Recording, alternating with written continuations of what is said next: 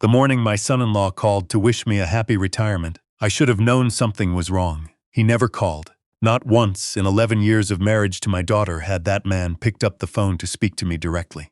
But there he was, his voice warm and easy, telling me congratulations, telling me I'd earned it, telling me he and my daughter wanted to take me out for dinner to celebrate. I retired from the railway at 64.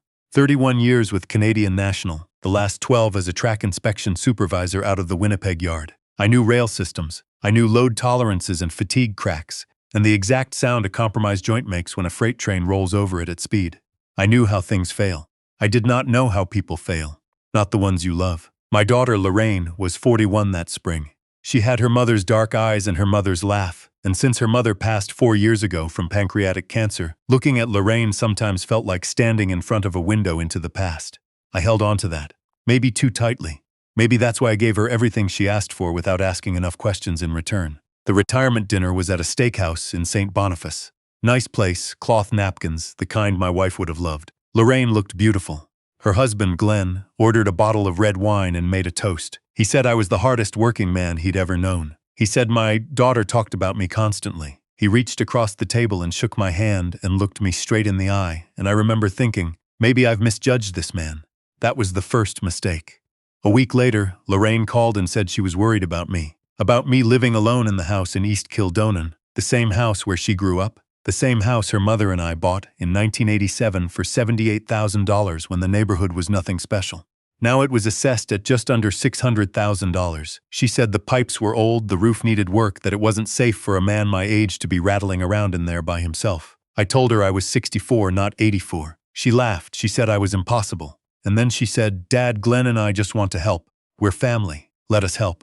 The thing about being alone is that kindness starts to feel like water in a drought. You don't question where it comes from. You just drink. Glenn came over the following Saturday with a toolbox and his brother-in-law, a man named Derek who apparently did renovation work.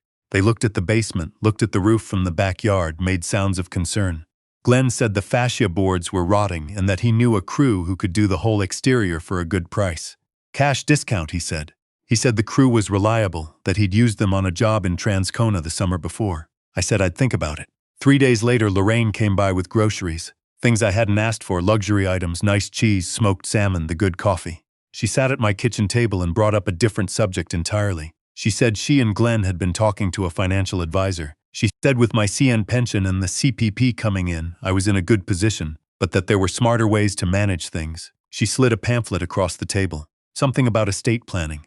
Something about avoiding probate. I asked who the advisor was. She said it was someone Glenn knew from his golf club. Very reputable. Handled a lot of retirees. She left the pamphlet. I didn't read it. The next week, Glenn came by again, this time alone. He said the roofing crew had a cancellation and could start that Thursday, but they needed a deposit to hold the slot. He said it was standard practice. He pulled out his phone and showed me some photos he said were of their previous work. Clean seams, new drip edge, proper ice and water shield. He knew the terminology. I noticed that. I thought it meant something. I wrote a check for $4,200. That night I couldn't sleep.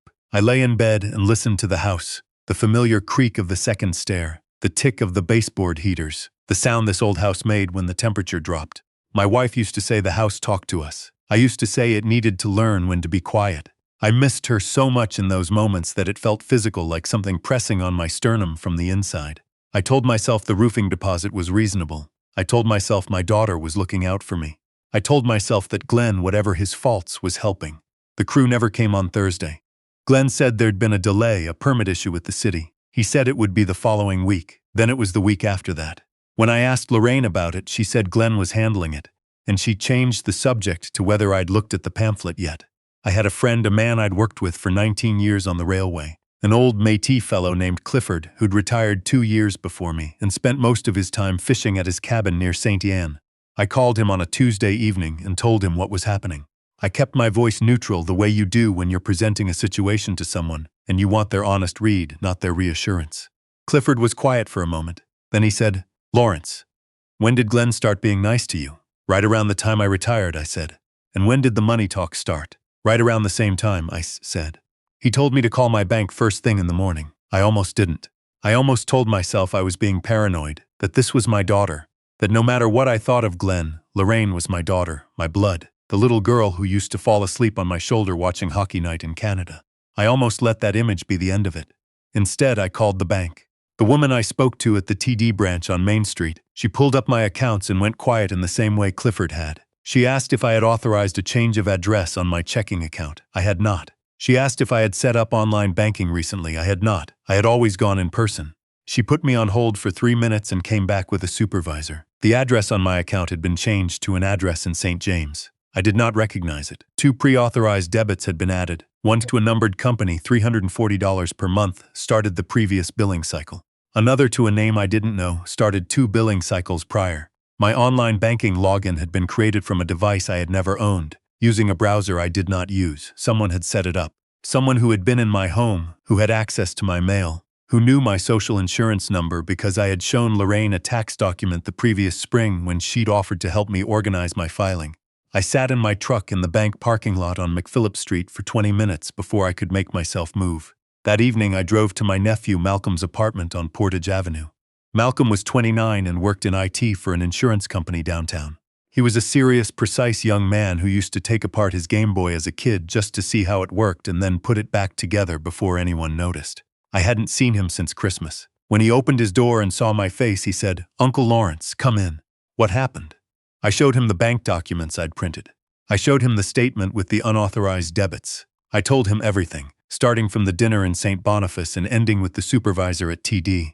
Malcolm sat across from me at his kitchen table with a legal pad and wrote everything down in point form. He was calm. That helped me stay calm. He asked precise questions: dates, amounts, names, which accounts, what documentation I had signed. He asked if Glenn or Lorraine had ever been in the room when I received mail. He asked if I had ever let Lorraine borrow my laptop. I had. Once in February when she said her phone battery was dead and she needed to look something up quickly. I hadn't thought twice about it. Malcolm's expression didn't change, but his pen stopped moving for a second. He said, "I need you to go home tonight and not contact Lorraine or Glenn at all. Don't take their calls. Don't answer the door if they come by. I'm going to do some checking first." He called me the next morning at 7:45. He said, "Uncle Lawrence, the numbered company receiving those pre-authorized payments, it was incorporated 8 months ago. The registered director is Glenn." I had to sit down. Malcolm had also found something else. There had been an inquiry made to the Office of the Public Guardian and Trustee of Manitoba, a request for information about the process for applying to manage the financial affairs of an adult who was believed to be incapable of making sound decisions. The inquiry had been made by email from an account he traced back to a law office in Osborne Village. The law office had Glenn listed as a client. My son-in-law was laying the groundwork to have me declared financially incapable. With my CN pension, my CPP, and the house, he was looking at somewhere between $700,000 and $900,000 worth of assets. I want to be honest about what I felt in that moment because I think people expect anger, and I'm not sure anger is the right word. It was more like vertigo. The kind you get when you've been walking on ground you thought was solid and you look down and realize it was never solid at all. That you have been walking on a surface that only held because you hadn't looked down yet, and then you look down. I called a lawyer that afternoon, not someone Glenn knew from a golf club. I found her myself, a woman who specialized in estate litigation and elder financial abuse, with an office in the Exchange District.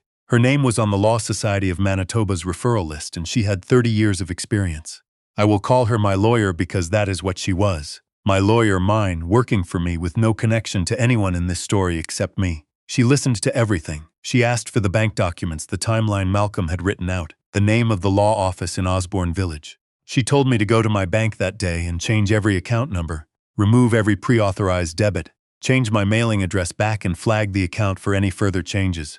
She told me to go to a different branch, not the one where my information had already been compromised, and to ask for a personal banker to supervise the changes. Then she said, "Has your daughter contacted you today?" She had. 3 texts in the morning, asking if I wanted to come for Sunday dinner. Cheerful, normal, nothing that acknowledged anything was wrong. My lawyer said, "That's important, don't respond yet." The bank changes took 2 hours. The branch manager himself walked me through everything, and when I explained the situation, he called their fraud department directly. They put a notation on the account and escalated it for investigation. They recovered the $340 from the numbered company, it had not yet cleared, and flagged the $195 payment for review. That night, Malcolm came over with his laptop. He had done something I still don't entirely understand technically, but he walked me through it. He found evidence that during the time Lorraine had used my laptop, she had accessed a password manager I had never set up, one that had been installed during that same session. It had been exporting my saved passwords to a remote account. It had been running silently for 4 months, he said. She didn't just look something up. She set this up in advance. She brought something with her. I had to stand up and walk to the kitchen window and look outside for a while. The elm tree in my backyard my wife had planted the year we moved in was just starting to bud out. April in Winnipeg, slow and cold and stubborn the way things come back here. I thought about my wife, about what she would say, about whether she would be surprised. My wife was a shrewd woman.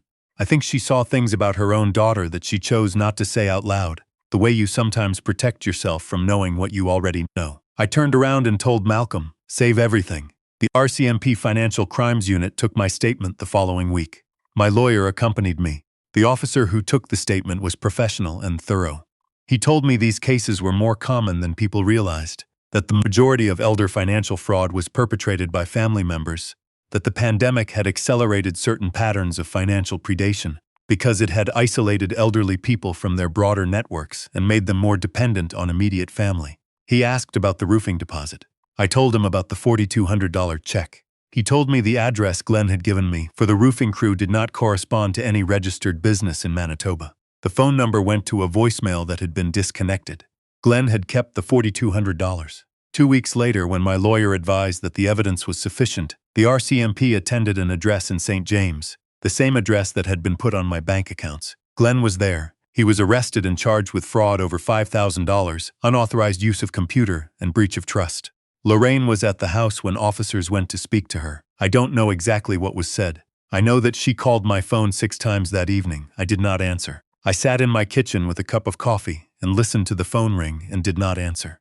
There is a particular kind of grief that has no clean name. It's not the grief of losing someone to death, which is enormous but at least honest. It is the grief of finding out that someone you loved has looked at you and seen not a father but a balance sheet, has done the arithmetic of your life, and decided that your value was measured in pension payments and property assessments, has decided to be patient about it, to play a long game, to smile at a retirement dinner and shake your hand and say you were the hardest working man they'd ever known, while somewhere in the back of their mind they were already calculating the timeline. I don't know what Lorraine knew and didn't know. That question will be answered in court. I know what the evidence shows. I know what Malcolm found on my laptop. I know whose account the passwords were going to. What I do know is this. My wife used to say that the hardest thing about loving someone is that you have to trust what you cannot see. She meant it as wisdom. She meant it about faith and partnership. She was right. But there is another side to it, the one she didn't say. You also have to be willing to look when something tells you to look, even when looking is the last thing you want to do. Clifford called me a month after the arrest. He wanted to know if I was all right. I told him I was managing. He asked if I needed company, and I said yes, actually I did. He drove in from Stay Ann on a Friday, and we sat on my back porch in the cold with the heater on and watched the elm tree fill out, leaf by leaf, the way it did every spring, stubborn and slow and entirely indifferent to what had happened inside the house it grew beside. He told me I was lucky. He said he knew men who had lost everything, the house, the pension access, the independence, before anyone figured out what was happening. He said by the time a conservatorship goes through the court and gets challenged, sometimes years pass. Sometimes the money is already gone. I told him I knew. I told him Clifford had saved me by asking 2 questions on a Tuesday night. He shook his head and said, "You saved yourself, you made the call, maybe. But I've thought about it since, about all the points where I could have looked the other way.